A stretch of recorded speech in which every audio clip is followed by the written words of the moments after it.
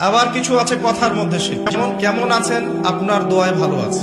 কেমন আছেন, আপনার দোয়ায় ভালো আছে। আপনার মায়ের কি অবস্থা, মায়ের অবস্থা ভালো, ডাক্তারটা সময় মতো না আসলে মাকে বাঁচানো যেত না। যাত্রা কেমন ছিল, জার্নি খুব ভালো ছিল, ড্রাইভার অনেক ভালো ছিল, ড্রাইভারের দক্ষতায় অ্যাক্সিডেন্ট থেকে নিশ্চিত অ্যাক্সিডেন্ট থেকে বেঁচে গেছে। আমি না থাকলে কাজটা হতো না, ভাগ্যিস আপনি ছিলেন, না হলে আমার এই বিপদ থেকে রক্ষা হতো না। প্রচুর কথা বলতে গেলে সারা রাত চলে যাবে। কথার মধ্যে বেশি শিরক হচ্ছে।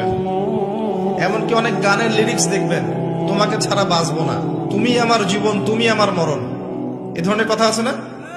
আসমান জমিন চন্দ্র সূর্য সব তোমার, তোমার জন্য চাঁদ নিয়ে এসে দিব, চাঁদে বাড়ি বানাবো, কত কথা। এই শিরিক এবং তাওহীদটাকে শেখেন। শেখার পরে আপনি উপন্যাস পড়বেন, কবিতা পড়বেন, গানের লিরিক্সগুলো পড়বেন, দেখবেন যে শিরিক দিয়ে ভর্তি।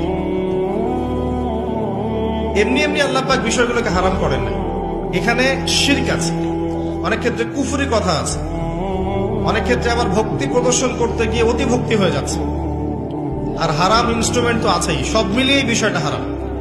তার উপরে আবার এটা আপনার সময় কিল করবে এবং আপনাকে আল্লাহর জিকির থেকে সরিয়ে দেবে। যখন আপনি এগুলোর মধ্যে ডুবে যাবেন, ওই মোমেন্টে আপনি আল্লাহকে ডাকতে পারবেন না, ওই সময়টা ওরা খেয়ে ফেললো।